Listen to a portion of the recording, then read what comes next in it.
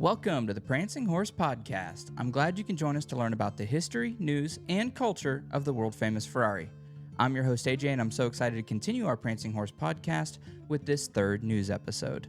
My goal is to share the Prancing Horse culture with not only current, but also future generations to come.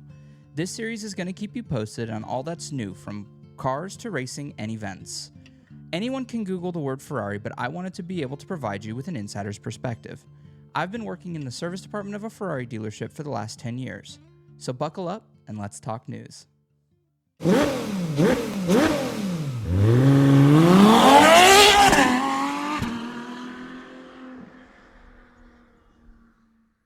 In F1 news, to start out, we have the Bahrain Grand Prix, the first race of the year. Charles Leclerc starts in P2 with Max Verstappen in first. Unfortunately, on lap 3, George Russell would make a clean pass on Leclerc, who is now in third. By lap 6, Max would put about 4.5 seconds on Russell. Lap 7, Perez would take third with Ferrari now fourth and fifth. On lap 11, Sainz would make a nice move on the inside to swap positions for the Tifosi, where Leclerc would quickly switch to the hard tire from the soft shortly after. Lap 11, Sainz would also pit for a set of hard tires, where Leclerc would complain about front locking everywhere. Lap 17, Sainz would make a great pass to go inside of Leclerc. Lap 18, Sainz would get the fastest lap of the race and sitting in third at this point. Lap 47, Leclerc would move to the fourth position, putting Ferrari third and fourth at this point. At the end of the race, the order would be Max Verstappen, Sergio Perez, Carlos Sainz, and Charles Leclerc. Carlos Sainz would join the podium celebration for the Bahrain Grand Prix. Moving to Saudi Arabia, Carlos Sainz would be out due to appendicitis, pulling a driver from F2, Oliver Behrman, in his F1 debut, starting 11th with Charles Leclerc sitting second and Max Verstappen starting first.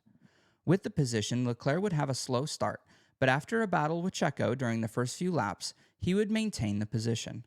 Behrman at lap 2 would show he's not a child and he's brave, keeping the car together during a sketchy pass attempt, Leclerc being second at this point. Lap 4, Perez would take a clean overtake for second, pushing Leclerc to third. Lap 7, Lance Stroll would have a big shunt into the tire barrier, causing a retirement and the safety car, causing chaos in pit lane for everyone, including Leclerc, who would drop down to fifth. Lap 10, Leclerc would have a good battle with Piastri to hold his position. Lap 15, Leclerc would make a clean pass on Hamilton to take fourth. Don't forget, this will be his new teammate next year. Lap 24, Behrman would make a pass to take ninth. Some great racing from the young driver. Lap 27, Leclerc would overtake on the straight for third, taking the position from Piastri. With pit stops, Behrman would find himself seventh with a great pace. Piastri and Hamilton behind him. This kid is really impressive. At the end, Leclerc would end in third place and Behrman in seventh, even finishing in points in his first Formula One race ever. Moving to Australia, Leclerc would start fourth and Sainz second, with Max Verstappen starting first. They would hold those positions through the first lap, but lap 2, Sainz would take the lead using DRS, where shortly after, a brake fire would take Verstappen out of the race. Lap 17, Hamilton would have had an engine failure taking him out of the race. By lap 47, even with pit stops and such, Leclerc and Sainz would maintain 1 and 2 for track position. On the last lap, George Russell, while chasing Alonso, would hit the wall and end the race under a virtual safety car, leaving no points for Mercedes, but ending Ferrari with a 1-2 finish. Next, we go to Japan. Sainz would start fourth, and Leclerc would start eighth, with a big crash on the first lap between Albon and Ricciardo would bring out a red flag. With a race restart after a half-hour delay, the field would make it through a few laps without any issues. Leclerc would take P7 from Lewis Hamilton, and by lap 14, Ferrari would be sitting in third and fourth with Sainz leading the Scuderia team, behind Max Verstappen and Sergio Perez. Lap 17, Perez and Sainz would pit for new tires, and shortly after that, so would Max Verstappen, leaving Leclerc in the lead, but of course, a pit stop down. Lap 21, Verstappen would reclaim first from Leclerc, Sainz and Perez moving their way back up the grid. Lap 26, under pressure behind from Perez, Leclerc would run wide and partially off track. He would shortly pit after that. After another pit stop for Verstappen, and Perez would have Sainz in the lead until his pit stop strategy brought him in. He would quickly regain fourth position, putting the Scuderia team in third and fourth positions again. Sainz on lap 46 would overtake Leclerc for third place. The final results would be Verstappen in first, then Perez, Sainz, and then Leclerc to round out the Japanese Grand Prix. This brings us to China. Carlos Sainz would start 7th and then Leclerc 6th, with Perez in 2nd and 1st for Verstappen. With an amazing start from Fernando Alonso taking 2nd place after the lights out, the race looked like it was going to be an amazing race. But with a poor start from both Scuderia Ferrari team drivers, they would soon lose 2 places on the initial lap. Leclerc and Sainz would retake a position from Hülkenberg on lap 2. By lap 8, Alonso would also lose the position back to Perez and Lando Norris. Lap 9, Leclerc would make a wonderful pass on Russell on the outside of turn 3, moving him up to P6. Lap 12, Leclerc would make another pass on the inside of Piastri for P5, and then Alonso pitting, moving Leclerc up to 4th and Sainz to 6th. Lap 16, Red Bull would double stack a pit stop with a 2.1 pit stop time for Verstappen and a 2-second pit stop time for Perez. That was honestly quite a sight to see in modern day F1, double stacking the cars and minimal pit stop time. Lap 21 would see an issue with Valtteri Bottas with an engine failure in the runoff area, and in a pretty dangerous area, if I might add, bringing out a virtual safety car soon to be upgraded to a full safety car, bunching the field up till lap 26 when they would go green again. Unfortunately, Lance Stroll would make heavy contact with the back of Ricciardo on the restart. At this point, after safety cars and pit stops, Leclerc would be in 3rd place and Sainz would be in 5th. Just a few turns later, Kevin Magnussen would have contact with the right rear of Yuki Tsunoda, puncturing his tire and creating another yellow flag, which was quite crazy to see considering the first retirement wasn't until lap 21, and we are now at lap 27 with most of those being under the virtual safety car or a full safety car. We wouldn't get another safety car until lap 32. Lap 39, Perez would make a clean pass on Leclerc for the P3 position.